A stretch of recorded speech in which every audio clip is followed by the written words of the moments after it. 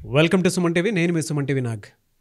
కోల్కతా ఇన్సిడెంట్కి సంబంధించినటువంటి వాటిల్లో ఎప్పుడైతే సిబిఐ విచారణ జరగడం స్టార్ట్ అయిందో, ఎప్పుడైతే సిబిఐ ఈ కేసులో ఎంటర్ అవ్వడం జరిగిందో అండ్ కోర్టు కూడా సుమోటోగా తీసుకోవడం జరిగింది ఈ కేసుని. Special thanks to courts.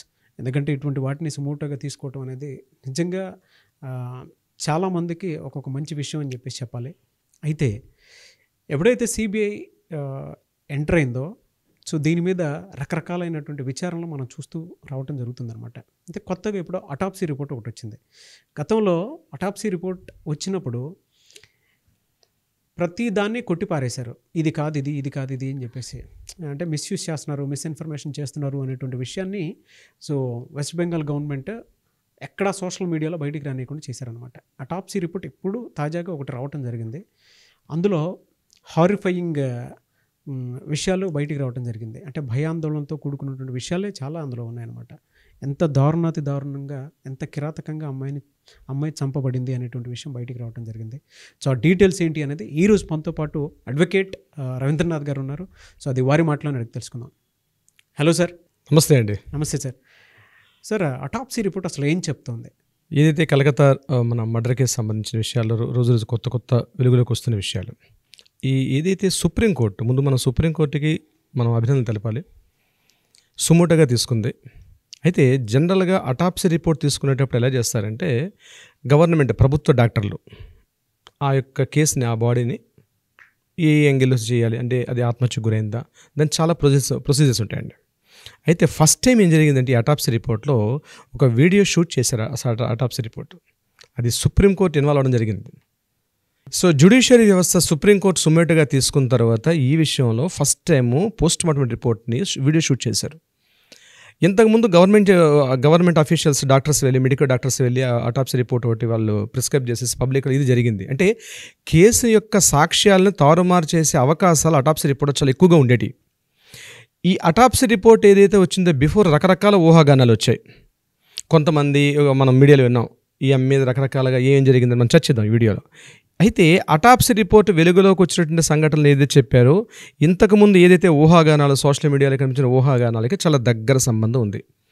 అక్కడ కలకత్తా కమిషనర్ సిపి ఆయన వచ్చి ప్రెస్ నోట్ ఏదైతే రిలీజ్ చేశాడో దానికి విరుద్ధంగా ఈరోజు వచ్చినటువంటి అటాప్సీ రిపోర్ట్ ఉంది.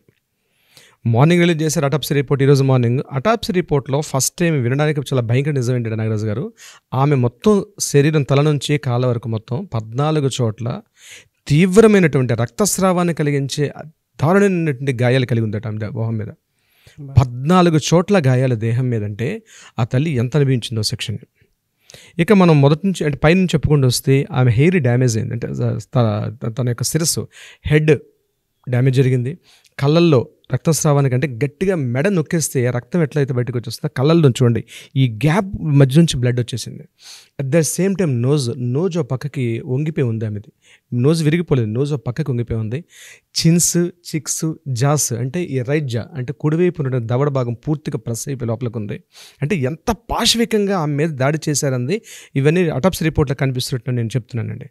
దాని తర్వాత చెవు భాగం దగ్గర నుంచి కళ్ళు, నోరు, ఇక నోటు భాగం అయితే పైన లిప్స్, టాప్ లిప్, కింద లిప్ రెండు కూడా నలిగిపోయి ఉన్నాయి, బాగా చిట్లిపోయి ఉన్నాయి. ఇవన్నీ కూడా వాటి నుంచి కూడా తీవ్రమైనటువంటి రక్తస్రావాన్ని కలిగి ఉంది. ఇక మెడ పార్ట్కి వస్తే మెడ గట్టిగా ఒత్తితే ఎలా ఉంటుందో మొత్తం ఉబ్బిపోయి ఉంది మెడంతా కూడా. ఇక ఇంటర్నల్ ఆర్గన్స్, లంగ్స్ పార్ట్లోకి వెళ్ళినట్లయితే ఆ లంగ్స్ పూర్తిగా ప్రెస్ అయిపోయింది. అంటే గట్టిగా ఒత్తేయడం వల్ల ఏంటంటే గాలి ఆడక, ఊపిరాడక చనిపోయింది. ఫైనల్ రిపోర్ట్ ఏం రాశారంటే ఆమె ఏ సంఘటనలు ఏ రకంగా చనిపోయింది అనే రిపోర్ట్లో ఏం ఇచ్చారంటే ఫైనల్ రిపోర్ట్లో ఆమె ఊపిరాడక చనిపోయింది అని చెప్పారు. ఇక దేహంలో చూసినట్లయితే ప్రైవేట్ పార్ట్స్ అన్నింటిలో కూడా గాయాలు ఒకటి కనిపిస్తున్నాయి. కుడి సైడ్ లెగ్, యాంకిల్ పార్ట్ పూర్తిగా బెండ్ అయిపోయి ఉంది. రైట్ లెగ్ విడిపోయి, అంటే రైట్ లెగ్ కూడా డివైడ్ చేసి ఒక పొజిషన్ చేంజ్ అయిపోయి ఉంది. ఇక పాదాల వరకు, అంటే శిరస్సు నుంచి పాదాల వరకు ఉంది. ఇక ప్రైవేట్ పార్ట్స్ విషయానికి వస్తే నాగరాజ్ గారు, ఆ వెజినా పార్ట్లో వాళ్ళు విసిడ్ అని ఒక వర్డ్ని వాడారు ఇక్కడ. అంటే ఒక జిగురు లాంటి పదార్థం.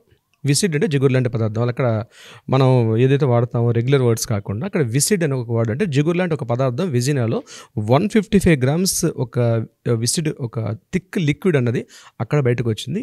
అంటే ఇంటర్నల్ విజినాలో, ఎక్స్టర్నల్ విజినాలో కూడా కనిపిస్తుంది. అది బ్రెయిన్లో ఉన్నటువంటి హ్యామరేజ్, అంటే బ్లడ్ క్లాట్ అయిపోయినటువంటి ప్రాంతం, తన శరీరంలో అంటే అది ఎందుకు వస్తుందంటే గట్టిగా ప్రెస్ చేసేయడం వల్ల ఆక్సిజన్ అందదండి. ఆక్సిజన్ అందకపోవడం వల్ల ఏమవుతుందంటే బ్రెయిన్కి ఇంటర్నల్ ఆర్గన్ ఎప్పుడైతే ఉంటాయో బ్లడ్ ఎక్కడెక్కడ క్లాట్ అయిపోతుంది, అది హెమరేజ్ అయిపోతుంది. సో లంగ్స్, ఇంటర్నల్ ఆర్గన్స్ అన్నీ కూడా ఎక్కడికక్కడ ఉండాల్సిన షేప్ కన్నా షేప్ అంటే ఎన్లార్జ్ అయిపోతాయండి. షేప్ ఎన్లార్జ్ అయిపోయి బాడీ కూడా అన్షేపబుల్గా మారిపోతుంది. అది ఎప్పుడు వస్తుంది అది అంటే ఫైనల్ రిపోర్ట్ ఇచ్చినటువంటి విషయం అదే, హ్యామరేజ్ జరిగింది అక్కడ బాడీలో. అంటే ఎందుకు ఈ ఆక్సిజన్ అంటే సరఫరా అందకపోవడం వల్ల అక్కడ జరిగినటువంటి ఈ బ్లడ్ క్లాటింగ్స్, హ్యామరేజ్ ఇవన్నీ కూడా జరుగుతాయండి. అత్యంత పాశవికమైనటువంటి ఒక దుస్సరి, అసలు మాట్లాడుకోవడం కూడా అసలు చాలా కష్టం అండి. అసలు ఏదో ఆర్జీకర్ మెడికల్ కాలేజ్ జరిగిన ఈ దుస్సంఘటన దేశవ్యాప్తంగా ఉన్నటువంటి అన్ని మెడికల్ కాలేజీలకు ఒక లెసన్ కావాలండి. ఇప్పటికైనా వాళ్ళు సర్దుకుంటే మంచిది.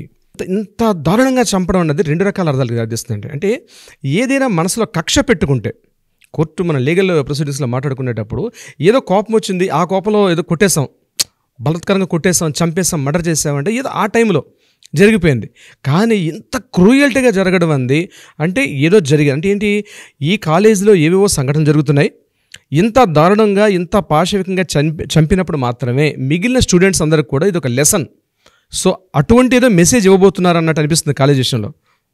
పాయింట్ ఏంటంటే ఈ రిపోర్ట్ చదివితే మనకు అనిపిస్తుంది అట్లా. ఎవరైతే విక్టిమ్ ఉన్నారో విక్టిమ్కి ఆల్రెడీ కొన్ని విషయాలు తెలిసి ఉంటాయి. అవునండి, కాలేజ్లో ఏం జరుగుతుంది ఏంటి అనేది. గతంలో నేను చేసినటువంటి వీడియోలో ట్రాఫికింగ్ సిస్టమ్ ఉంది అనేటువంటిది, అంటే human trafficking, organs trafficking, and దాంతోపాటు ఈ మత్తు పానీయాలకు సంబంధించినటువంటి విషయాలు. అవునండి, అవన్నీ జరగడం తెలిసి ఉండొచ్చు. అందుకే ఇంత కక్ష గట్టి మరీ దారుణంగా. ఎగ్జాక్ట్ అదే కదండి. ఆగస్టు 8వ తేదీ ఏదో జరిగిందో ముందు రోజు సాయంత్రం 4 గంటల ప్రాంతంలో ఈ అమ్మాయి ప్రిన్సిపాల్ రూమ్లో ఆల్రెడీ వెళ్ళి మాట్లాడడం జరిగింది. చూసిన వాళ్ళు ప్రత్యక్ష సాక్షులు బయటకు వచ్చి మీడియాలో చెప్తున్నారు ఆల్రెడీ ఏం జరిగింది. ఇన్సైడ్ క్యాబిన్ రూమ్లో మన సందీప్ ఘోష్కి, అదే ప్రిన్సిపాల్ సందీప్ ఘోష్కి ఈ అమ్మాయికి డిస్కషన్ అని తెలియదు. ఆ రోజు ఈవినింగ్ నుంచి ఆ అమ్మాయి అప్సెట్లో ఉంది. అంటే ఏదో జరిగింది. ఇంత అంటే మనం ఇప్పుడు అటాప్సీ రిపోర్ట్ మాట్లాడుతున్నాం కాబట్టి ఇంత పాశవికంగా, ఎంత దారుణంగా చంపడం అంటే ఇది ఒక మెసేజ్. సో మిగిలిన ఏదైతే 350 మంది స్టూడెంట్స్ ఉన్నారో వీళ్ళందరూ కూడా ఒక రాంగ్ మెసేజ్, అంటే భయాన్ని అంటే భయోత్పాతాన్ని కలిగించే ఒక ఆటవిక ప్రవృత్తి అండి కరెక్ట్గా చెప్పాలంటే. అటువంటి మెసేజ్ని కాలేజీకి ఇవ్వాలని ఉద్దేశంతో వీళ్ళు చేసి ఉండొచ్చు. అయితే వాళ్ళకి రెగ్యులర్గా కాలేజీలో తెలిసిందే కదా, కనిపించిన సంఘటన అయిపోతుంది, ఇమీడియట్గా సూసైడ్ అని చెప్పేసి మాఫీ చేద్దాం అనుకున్నారు.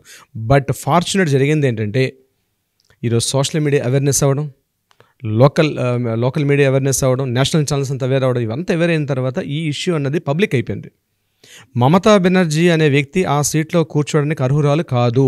ఎందుకంటే వైద్య ఆరోగ్య శాఖ మంత్రిగా రిజైన్ చేయాలని కూడా మనం కోరుకున్నాం. ఇంకొక విషయం మనం చెప్పాలి నాగరాజు గారు, ఒక వీడియోలో మనం చెప్పాం సుప్రీంకోర్టు ఇన్వాల్వ్ అవ్వాలి, ఒక త్రిసభ్య కమిటీ రావాలి, సుప్రీంకోర్టు సుమోటోగా తీసుకుంటేనే దీనికి న్యాయం జరుగుతుందని మనం సుప్రీంకోర్టు జడ్జిమెంట్ తీసుకోకముందే, అంటే సుప్రీంకోర్టు సుమోటోగా తీసుకోకముందే మనం ఒక వీడియోలో డిస్కస్ చేసాం. మనం అనుకున్నట్టుగానే జరిగింది అది. ఇదంతా కారణం ఏంటంటే పబ్లిక్లో వచ్చినట్టు అవేర్నెస్ అంత ప్రొబ్ చేస్తున్నారు అక్కడ వాళ్ళు నిరసనలకి. ఈవెన్ లోకల్ కలకట్టా హైకోర్టు కూడా ఈ నిరసనలకి వాళ్ళ మద్దతు తెలిపింది. వాళ్ళు చేస్తున్నటువంటి నిరసనలు, ధర్నాలకి న్యాయం ఉంది అని చెప్పినప్పుడే మమతా బెనర్జీ రోడ్డు మీదకి వచ్చింది. అవును, అప్పటిదాకా మమతా బెనర్జీ రాలేదండి. ఇంకొక విషయం, ఈరోజు ఏం చేశారు, ఆ అమ్మాయి యొక్క బాడీని, ఆ అమ్మాయి యొక్క బాడీ ఏదైతే ఉందో దాన్ని ఇంకా మిగిలిన ఏవి శవపంచనామా కార్యక్రమాలు ఏవైతే ఉంటాయో ఆ నెక్స్ట్ ప్రొసీడింగ్స్ చాలా ఫాస్ట్గా చేస్తున్నారు.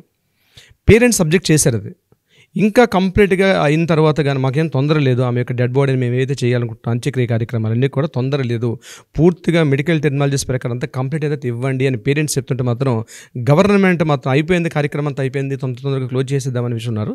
ఈ విషయం మీద చర్చ జరుగుతుంది. బహుశా దానికి సంబంధించిన ఇన్ఫర్మేషన్ వస్తే కూడా మనం మరొక వీడియో చేద్దాం దీనికి సంబంధించి. కీ పాయింట్ ఏంటంటే మమతా బెనర్జీ ఆ రోజు నుంచి ఈరోజు గడిచిన వారం రోజుల నుంచి ఆమె యొక్క త్వరితగతిని తీసుకున్న నిర్ణయాలు ఏవైతే ఉన్నాయో అవి సస్పెక్ట్ చేయాల్సి వస్తున్న నిర్ణయాలు.